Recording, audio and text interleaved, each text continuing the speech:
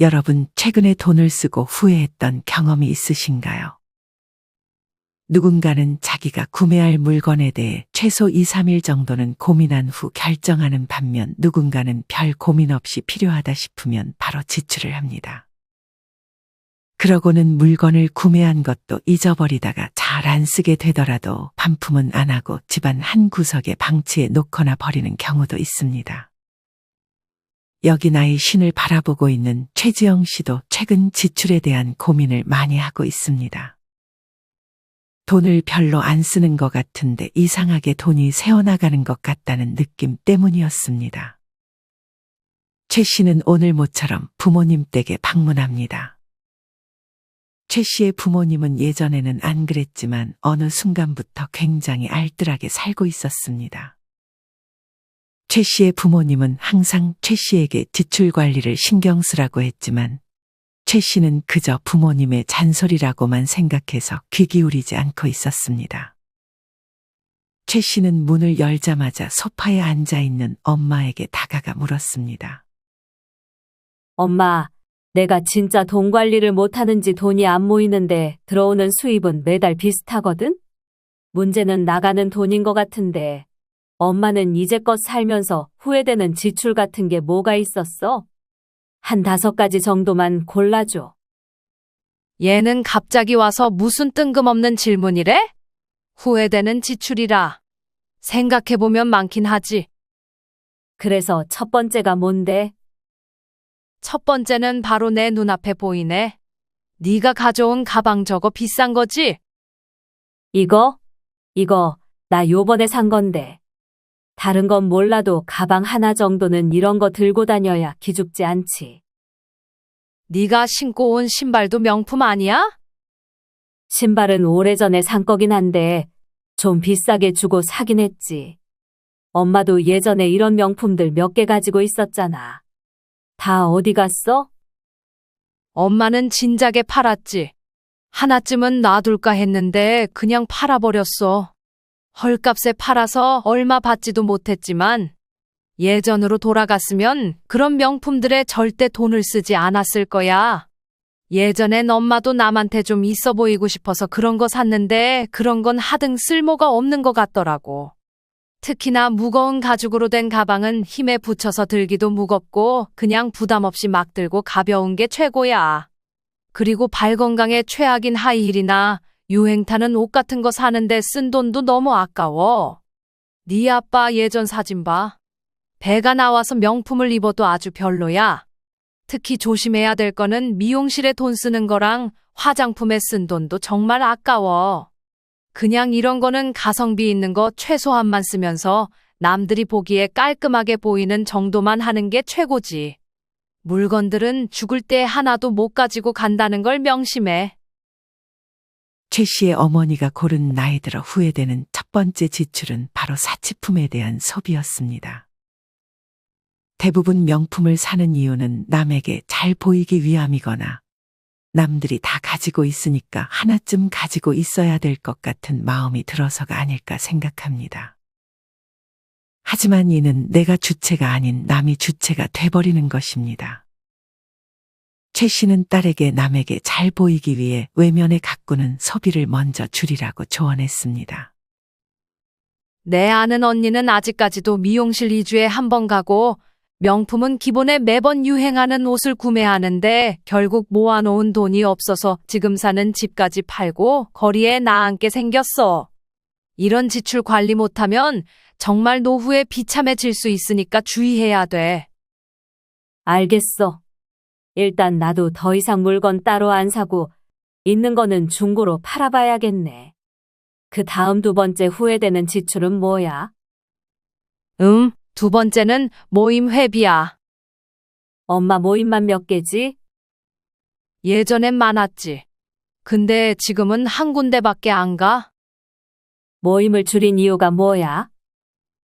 모임 나가게 되면 일단 모임 회비 내야 하지. 그리고 그 모임 안에 있는 지인들 경조사 다 챙겨야 하고 예전에 패키지 여행 간다고 회비를 많이 걷어서 같이 간 적이 있었는데 여행 내내 끌려다니는 느낌만 받았어. 유럽 가서 음식은 왜 한국 음식점만 데려가는지 기억나는 게 버스 타고 이동한 것밖에 없는 것 같아. 한 번은 아주 유명한 박물관을 갔었는데 30분만 보고 나오라지 뭐야? 더 보고 싶었는데 다 구경도 못하고 바로 버스에 타야 했어. 그리고 결국에는 거기 모임 인원들끼리 싸우면서 지금은 연락도 안 하는 사이가 됐는데 그런 곳에다 회비며 경조사비며 쓴 것들이 아깝지. 결국 관계 틀어지고 나는 경조사비 낼 거 내고 받을 건 못 받았으니까 모임 여러 개 만들지 말고 정말 내가 가면 즐거운 모임 하나 정도만 유지해도 좋은 것 같아.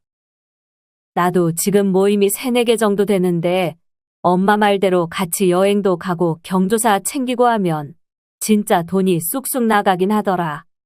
이 부분도 한번 생각해 봐야겠네. 최 씨의 어머니가 고른 후회되는 지출 2번째는 모임에 쓰는 돈이었습니다. 여러분은 현재 모임을 몇 개나 나가시나요? 모임이 많은 분들은 10개가 넘는 모임에 참석하기도 합니다. 만약 모임 한 개당 한 달 회비가 5만 원이라고 했을 때 모임 10개면 한 달에 50만 원, 1년이면 600만 원의 큰 돈이 될 것입니다. 이것보다 큰 것은 모임에 있는 지인들의 경조사비를 챙기는 것입니다. 요새는 밥값이 5만 원 가까이에서 축의금, 조의금으로 최소 10만 원은 해야 하는 분위기입니다. 물론 모임이 10개까지 되는 분들은 많지 않겠지만 모임이 너무 많다 하시는 분들은 모임의 개수를 조금 줄여보시는 것이 노후를 비참하게 만드는 지출을 막아줄 수 있는 좋은 방법이 될 수 있습니다. 최 씨가 어머니에게 3번째 후회되는 지출에 대해서 물어보려는 순간 안방에 있던 최 씨의 아버지가 흥미롭다는 듯이 거실로 나왔습니다. 최 씨는 이번에는 아빠에게 물어봤습니다. 아빠는 제일 후회되는 지출이 뭐였어? 엄마가 2번째까지 말했으니까 아빠가 3번째 말해줘. 아빠는 안방에서 이미 대화를 듣고 있었고 기다렸다는 듯이 말을 꺼냈습니다. 아빠가 제일 후회하는 지출은 술 마시는 데 쓴 돈들이야. 아빠 지금은 술 거의 안 먹지 않아? 지금은 깨닫고 안 마시는 거지. 예전에는 친구들이랑 술 마시는 게 낙이었지. 지금 그때 친구들 중 만나는 친구는 한 명도 없지만 그때 친구들이랑은 다 멀어진 거야? 술 마시다 싸워서 멀어진 친구도 있고 자연스럽게 재미가 없어져서 친구도 멀리하고 술도 이제 거의 안 먹다 보니 연이 끊겼어. 그때 내가 막 술도 많이 사주고 그랬거든. 근데 그런 거 별로 고마워하지도 않고 결국 싸워서 연 끊어진 친구가 있는데 지금 생각해보면 그때 쓴 돈이 참 아깝지. 게다가 술 들어가면 나도 모르게 내가 쏜다고 했던 적이 많았어. 아침에 일어나 보면 그렇게 후회될 수가 없어. 예전에는 술 마시다가 친구 중 한 명이 다른 일행이랑 시비가 붙어서 치료비를 물어줬어야 했는데 그때는 의리가 중요하다고 해서 같이 술 마신 친구들끼리 나눠서 치료비 물어주고 그러기도 했지. 최 씨의 아버지는 아내의 눈치를 보면서 말을 했습니다. 최 씨의 아버지가 고른 후회되는 지출은 바로 술 마시는 데 쓴 돈이었습니다. 밥을 먹으며 술을 마시는 것만으로도 밥값에 거의 2배 가까운 지출이 발생하기도 합니다. 특히나 요새는 술값도 비싸져서 나가서 술을 마시면 돈이 많이 나갈 수밖에 없습니다. 물론 술을 별로 안 좋아하시는 분들도 있겠지만 술을 좋아하시는 분들이라면 내가 술 마시는데 나가는 지출이 과하진 않은지 돌아보는 것이 노후를 비참하게 만드는 지출을 막을 수 있는 방법 중 하나입니다. 엄마도 2개 말했으니까 아빠도 하나 더 얘기해봐. 최 씨의 아버지가 그 다음 후회되는 지출에 대해 말하려는 순간 최 씨의 어머니는 주방에서 밥을 차릴 준비를 했습니다. 최 씨의 아버지는 아내가 듣지 못하도록 조용히 다음 후회되는 지출에 대해 말을 이어갔습니다. 술 다음으로 후회했던 지출은 남의 말만 듣고 산 주식이야. 뭐라고? 언제? 최 씨는 아버지의 말을 듣고 놀라 큰 소리로 물었습니다. 그러자 아버지는 조용히 얘기해야 된다는 제스처를 취하며 말을 이어갔습니다. 아빠도 다 잘해보려고 한 거야. 그때 목돈이 조금 있었는데 투자를 하고 싶었어. 근데 때마침 주식 잘하는 친구가 종목을 추천해 주는데 그 상황 되면 정말 안 할 수가 없다니까. 그때 그 친구가 추천해 준 종목이 막 오르고 있기도 했고. 그래도 아빠, 남의 말만 믿고 큰 돈을 투자하면 어떡해? 지금은 후회하고 있지. 그래서 너한테 말해주는 거야. 절대 투자는 남의 말 듣고 하면 안 되는 거라고. 결국 그 돈 어떻게 됐어? 원금 절반 손해보고 팔았지. 그래도 그 이후로 스스로 공부해서 지금은 투자로 돈 벌었어. 엄마한테 이 얘기는 비밀이야. 최 씨는 엄마에게 바로 이를까 하다가 참았습니다. 최 씨의 아버지가 고른 후회되는 지출 네 번째는 바로 남의 말만 듣고 한 투자였습니다. 사실 지금까지 말한 지출 중 가장 위험한 지출이 아닐까 하는 생각도 듭니다. 가끔 남의 말만 듣고 투자를 한 후에 잘못됐을 때 추천해준 사람 탓을 하는 경우를 종종 볼 수 있습니다. 하지만 그런다고 해서 내가 잃어버린 돈이 돌아오지 않습니다. 자기 생각대로 투자해서 돈을 잃게 되면 배우는 것이라도 있지만 남의 말을 듣고 투자했을 때 잃은 돈으로는 배우는 것도 별로 없습니다. 이때는 남의 말 듣고 투자하면 안 된다 정도 배우는 것으로 만족해야 합니다. 남의 말을 듣고 거액의 돈을 투자하는 경우는 대부분 욕심이 많이 끼어 있는 경우가 많습니다. 하지만 세상에 공짜는 없습니다. 투자는 반드시 자기가 공부하고 소액으로 먼저 투자를 해보고 안전한 곳에 투자하는 것이 제일 좋은 방향이 아닐까 생각합니다. 어머니는 식사 준비를 마치고 국을 데피는 동안 잠깐 자리로 돌아왔습니다. 너네 아빠는 뭐를 후회한대? 아빠는 딸에게 말하지 말라고 눈치를 주며 흡연을 하러 밖으로 나갔습니다. 딸은 얼버무리며 엄마에게 마지막으로 후회되는 지출에 대해 물어봤습니다. 이번에는 엄마가 말을 꺼냈습니다. 나는 최근에 후회했던 거는 헬스장 끊고 안 갔던 거랑 인터넷 강의 하나 끊어놓고 안 들은 게 그렇게 후회되더라. 네 아빠한테는 말하지 마라. 맞아, 그러고 보니 엄마 헬스 끊었다더니 이제 안 가는 거야. 원래는 한 달 다녀보고 결정하기로 했는데 1년 등록하면 엄청 싸더라고. 그래서 에라 모르겠다 하고 1년 끊었는데 한 달도 못 가고 더 이상 안 가게 되더라. 그래도 조금씩이라도 가보지. 헬스는 나랑 안 맞는 것 같아. 지금 다니는 수영장에서 걷는 운동하는 게 나한테 잘 맞아서 거기 다니고 있어. 그럼 그 헬스장 아직 기간이 남은 거야? 나한테 양도해줘. 양도도 할 수 있니? 너 다니고 싶으면 그렇게 해. 그리고 십자수 배워보겠다고 인강을 먼저 끊었는데 지금까지 준비물 사는 것도 귀찮아서 시작도 못하고 있어. 그거 강의 듣는 기간이 다음 주까지인데 어차피 다 듣지도 못할 거 안 듣게 되더라고. 그건 너무 아깝다, 엄마. 돈 내고 듣는 거 말고 유튜브에도 무료로 볼 수 있는 좋은 강의들 많은데 앞으로는 그거 듣는 게 좋겠어. 아, 그래? 그 생각은 못했네. 한번 찾아봐야겠어. 최 씨의 어머니가 고른 후회되는 지출 마지막은 끊어놓고 안 간 헬스장과 비싼 돈 주고 구매한 인터넷 강의입니다. 아마 대부분의 헬스장에서 1년 이용권을 구매하면 많은 할인을 해줍니다. 하지만 많은 분들이 1년 이용권을 끊고 초반에는 열심히 다니다가 어느 순간부터 더는 헬스장에 가지 않습니다. 이러면 차라리 한 달 이용권을 끊는 것이 낫게 되는 것입니다. 만약 내가 어떤 운동이나 배우는 것을 이제 막 시작하는 단계라면 아무리 싸다고 해서 1년 이용권을 바로 끊는 것보다는 일단 한두 달 먼저 다녀보고 계속 다닐 수 있겠다 싶은 생각이 들 때 1년 이용권을 끊는 것이 좋습니다. 인터넷 유료 강의도 요새 많이 있는데 사실 유튜브에 대부분 좋은 강의 영상들이 다 있는 것 같습니다. 십자수를 배우고 싶다면 그냥 유튜브에 십자수 기초라고 검색해보거나 십자수 하는 방법이라고 검색한 후 천천히 따라해보는 걸로 충분하지 않을까 생각이 듭니다.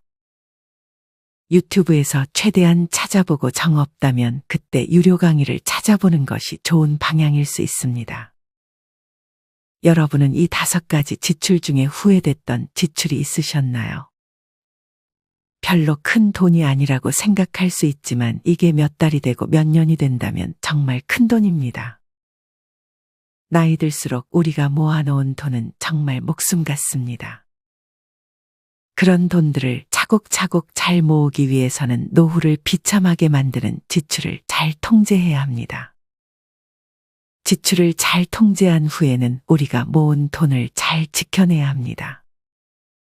그래서 지금부터는 행복 100세 자산관리 연구회 대표 강창희 교수님이 알려주는 노후의 돈을 잘 지키는 노하우에 대해 알려드리려 합니다. 영상 끝까지 시청하셔서 걱정 없이 노후를 살아가는 법에 대해 좋은 정보 알아가셨으면 좋겠습니다. 그럼 시작하겠습니다. 세상의 변화에 맞추어 우리도 빨리 변화해야 하는데 그 중에서도 가정 경제 측면에서 가장 빨리 바꿔야 할 것이 바로 절약에 대한 생각입니다. 제가 강연을 하러 가서 절약을 이야기하면 많은 분이 어이없다는 표정을 짓습니다. 재테크 관련 강좌라고 해서 혹시 기발한 종목이나 하나 찍어주지 않을까 기대하고 왔더니 겨우 한다는 말이 절약하라고. 세상에 그걸 모르는 사람이 어디 있어 라는 거죠. 그런데 과연 우리는 절약을 제대로 이해하고 제대로 실천하면서 살고 있을까요? 지난 30에서 40년 동안 우리 사회는 고성장 시대, 아주 특별한 시대를 지나왔습니다. 그래서인지 우리 나름대로는 아낀다고 생각하지만 선진국 사람들이 보면 낭비 요인, 거품 요인이 너무나 많다고들 합니다. 재미교포가 성공해서 한국 회사의 사장으로 발령받아 서울에 왔는데 몇 달을 살고 나서 이런 이야기를 하더군요.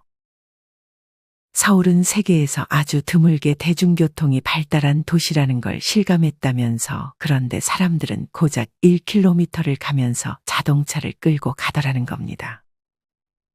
그것만이 아닙니다.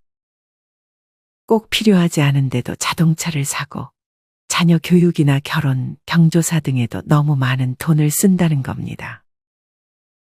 아마 세계에서 우리나라처럼 남의 눈을 의식하는 나라도 없지 않을까 싶습니다. 저는 미국에서 살아보지 않았기 때문에 미국을 잘 모르지만 미국에서 온 사람이 이렇게 말했습니다. 미국에서는 학교를 졸업해도 넓은 천지에 흩어지고 또 남의 일에 관심도 없기 때문에 아주 친한 친구가 아니면 누가 어디서 무엇을 하는지 잘 모릅니다. 그런데 우리는 동창회, 향후회, 동네 모임, 헬스 모임, 무슨 모임 등에 가서 누구는 어떻고 또 누구는 어떻고 하면서 수다를 떨다가 점심 먹은 것 사진 찍어서 올리죠. 이렇게 남의 눈에 얽매이는 나라가 또 있을까요? 사르트르가 했다는 인간은 타인의 눈길에서 지옥을 경험한다라는 말을 다시 한번 생각해 보게 됩니다. 결혼 비용에 대해서는 우리나라와 일본이 또 다릅니다. 일본에서는 젊은이들이 부모에게 결혼 비용으로 신세 좀 지려면 이리저리 눈치 보다가 어떻게 조금만 도와줄 수 없을까요? 하고 물어볼 정도입니다. 기업체 사장인 일본 지인에게 딸이 시집갈 때 결혼 비용 얼마나 지원해줬냐고 물어봤습니다. 그랬더니 이렇게 답해요. 얼마 대줬더라. 신혼여행 갈 때 150만 엔 줬나. 우리 돈으로 1,500만 원 주고 끝냈다는 겁니다. 우리나라는 어떻습니까? 자녀보다도 부모가 더 못 대줘서 난리입니다. 자녀가 스스로 준비한 돈으로 결혼하는 경우는 10% 정도밖에 안 된다고 합니다. 문제는 금액인데 전국 평균 기준 아들의 경우 1억 4,400만 원이 든답니다. 대도시로만 한정하면 금액이 훨씬 커지겠죠.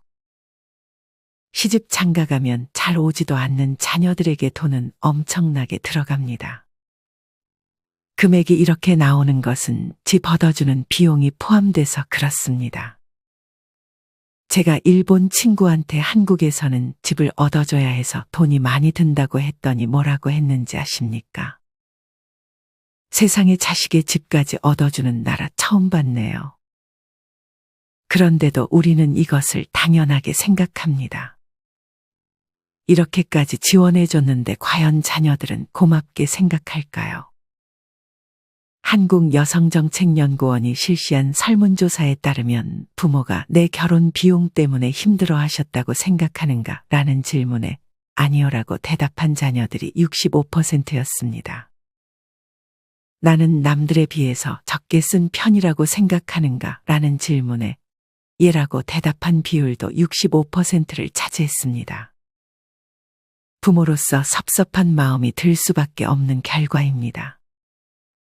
그렇다고 하더라도 이렇게 돈을 들여 자녀들이 잘 되기만 하면 상관없습니다. 하지만 지금 상황은 그렇지가 않습니다. 우리 부모님 세대는 논 팔고 집 팔아서 자녀들을 시험만 잘 보게 만들어 놓으면 본전을 뽑았습니다.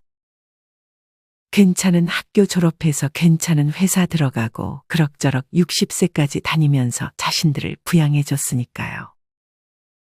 하지만 지금은 인류 기업에 들어가도 40대 후반이 되면 언제 잘릴지 전전긍긍하는 사람이 대부분입니다. 노후에 병이 나서 큰 돈이 들지 않게 하려면 무엇보다 건강관리를 잘해야 합니다.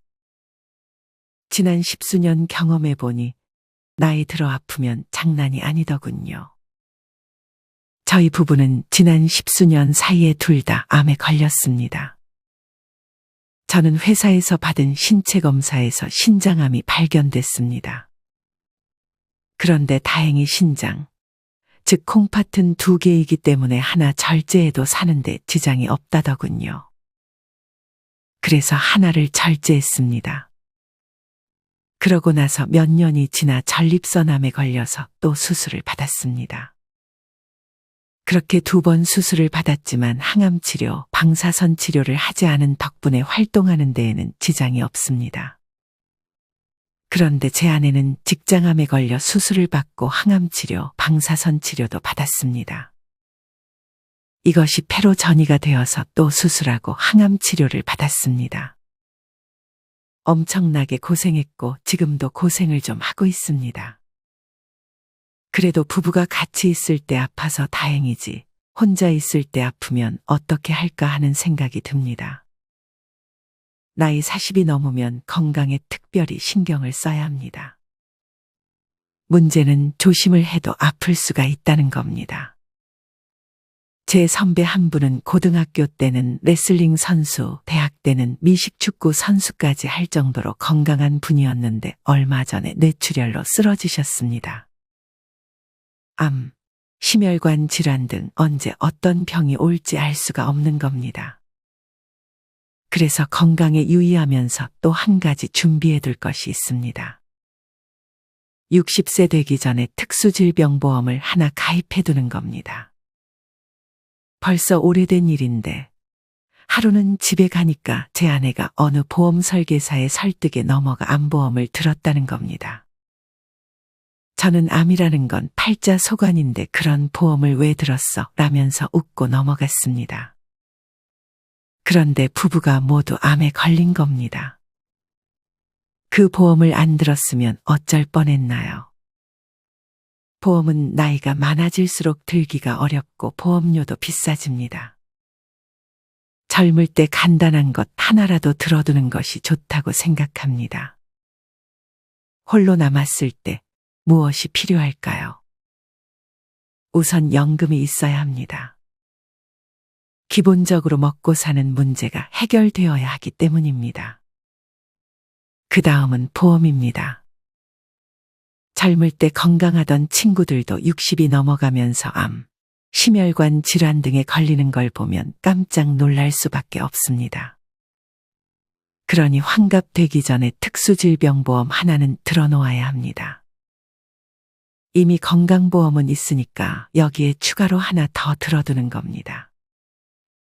또한 대부분 가정에서 남편 중심의 노후 준비를 하는데 혼자 남아 10년 넘게 살아야 하는 아내를 배려한 노후 준비가 필요합니다. 좀 오래된 사례를 하나 소개하겠습니다. 전라남도 광주에서 유명한 변호사 한 분이 80대 중반에 돌아가셨습니다. 이분은 아침 식사 잘 하시고 동네 다방에 가서 담소를 나눈 뒤 집에 돌아와서 벽에 기대 피곤하다 하고는 돌아가셨습니다. 얼마나 행복하게 돌아가신 겁니까? 옛날에는 변호사가 사망하고 나면 수임료로 여기저기 땅 받은 것도 있고 해서 자녀들이 재산 상속 문제로 싸우는 일이 많았습니다. 그런데 그분은 돌아가신 뒤에 봤더니 본인 명의로 되어 있는 게 전화기 한 대밖에 없더라는 것입니다. 아예 싸울 일이 없게 만들어 놓은 거예요. 그리고 월세를 받는 부동산이 있는데 소유권은 자녀에게 주되 사용권은 부인에게 드렸습니다. 즉 부인이 세상을 떠날 때까지 월세는 부인 것이라는 뜻입니다. 이런 식으로 아내를 배려한 노후 준비가 필요합니다. 자산관리 전략을 세울 때는 다음 몇 가지 점을 유념해야 합니다. 첫째, 퇴직 후의 생존 기간이 상상 이상으로 길다는 점입니다.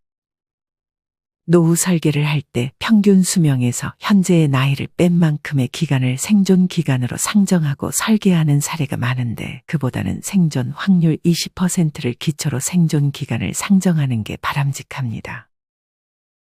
예를 들어 현재 60세인 사람의 20% 생존 확률은 통계청 간이생명표를 참고로 제가 계산해 본 바에 따르면 남성 91세, 여성 95세입니다.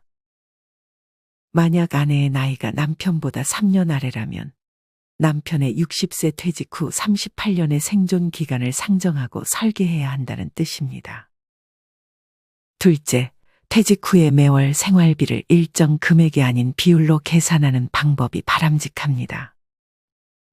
퇴직 후 여유 있는 생활을 하려면 월 300만 원이 필요하다는 식의 자료가 발표되고 있지만 별로 현실적이지 않습니다. 사람마다 처한 환경이 다르기 때문입니다.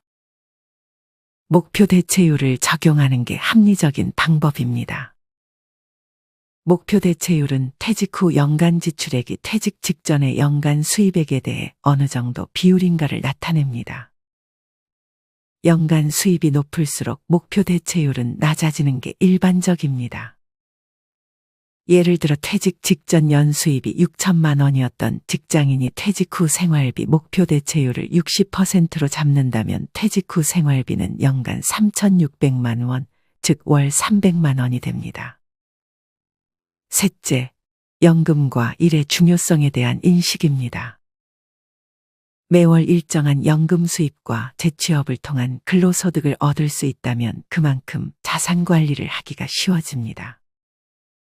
예를 들어 부부 합산 연금 예상 수령액이 월 150만 원이라고 가정하면 월 생활비 300만 원 중에서 나머지 150만 원은 자주 노력으로 조달해야 합니다. 지방 도시나 퇴직자 전용 주거 지역으로 이전하는 등의 방법으로 생활비를 절약할 필요가 있습니다. 이런 노력에도 불구하고 모자라는 생활비는 그동안 마련해둔 노후 자금에서 인출해 쓸 수밖에 없습니다. 주택연금을 활용해 연금 수입을 늘리는 것도 하나의 방법입니다.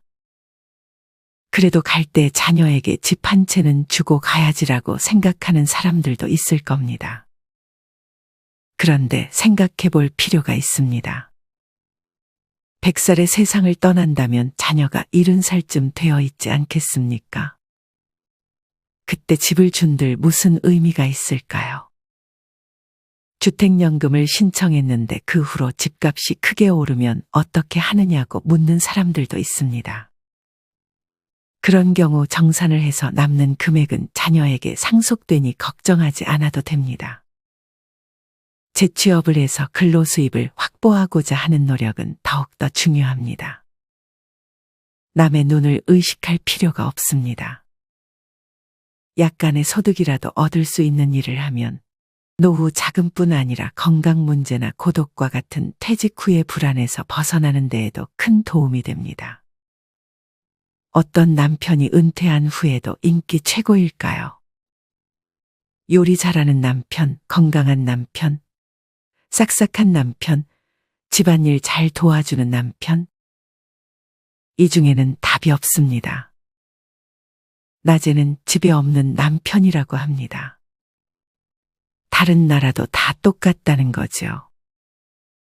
그러니 남성분들은 아내 탓할 것 없이 퇴직하고 나서도 돈이 되든 안 되든 아침 9시부터 오후 5시까지는 자기만의 시간, 소일거리를 갖도록 미리미리 생각해둬야 한다는 얘기입니다. 티베트 종교 지도자 달라이 라마가 이런 말을 했답니다.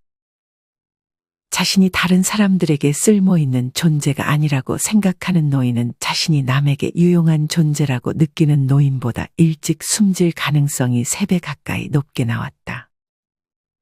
부유한 나라에서 고통과 분노의 정도가 더 심한 건 물질적 부가 부족해서가 아니다. 내가 남에게 필요한 존재라는 느낌이나 내가 사회와 함께하고 있다는 느낌을 더 이상 갖지 못하기 때문이다. 은행 최고위직에서 퇴직한 제 선배 한 분이 있는데요. 한 번은 이런 말씀을 하시더군요. 퇴직하고 나니까 쓸모없는 인간이 된 것 같아서 서글프다. 쓸모있는 인간을 다른 누군가가 만들어주는 게 아니지 않을까요? 스스로 쓸모있는 사람이 되도록 노력해야 하지 않을까요? 그런데 주위에서 보면 높은 자리에 있던 분들, 끝발 있는 자리에 있던 분들이 이런 게 더 잘 안 되지 않나 하는 생각이 듭니다. 한 번쯤 생각해 볼 필요가 있지 않을까요? 의외로 많은 사람이 간과하는 것이 있습니다. 바로 자기 자신입니다. 리스크 관리 측면에서 직장인들이 자기 자신이라고 하는 인적자산의 특성에 따라 금융자산을 어떻게 관리해야 하는가에 대해 이야기하고자 합니다. 결론부터 이야기하자면 직장인은 자기 자신이라는 인적자산의 특성을 냉정히 분석해보고 그에 맞는 자산관리 방법을 찾아야 합니다. IMF 금융위기 이전까지만 해도 우리나라 직장인들의 인생은 대부분 정형화되어 있었습니다. 적어도 그렇다고 생각하는 사람들이 많았습니다. 좋은 학교를 나와 좋은 회사에 취직하여 정년까지 근무한다는 생각으로 인생 설계를 하는 직장인이 대부분이었습니다. 일단 회사에 들어가서는 남보다 조금만 열심히 일하기만 하면 어느 정도 장래를 보장받을 수 있는 시대이기도 했습니다. 그러나 IMF 금융위기 이후 세상이 완전히 바뀌었습니다. 고학력도 안정된 직장도 이제는 과거의 유물이 되어버렸습니다. 급여는 성과주의에 따라 변동폭이 커졌습니다. 안정된 직장이라고 생각했던 대기업도 한순간에 도산하는 시대가 됐습니다. 설립된 지 몇 년 되지도 않고 젊은 사장이 경영하는 신생 IT 기업이 대기업을 인수하는 경우도 나타나고 있습니다. 그야말로 리스크의 시대라고 할 수 있습니다. 이러한 리스크는 어디에서 생겨난 걸까요? 지식이 가치 창조의 원천인 시대가 됐기 때문이 아닐까 생각합니다. 다시 말해 지식이 막대한 부를 창조하는 시대가 됐다는 얘기입니다. 같은 설비를 갖고 있는 기업이라도 종업원들이 그 설비를 제대로 활용할 수 있는 지식을 얼마나 보유하고 있느냐에 따라 비즈니스의 성과가 크게 달라지는 시대인 겁니다.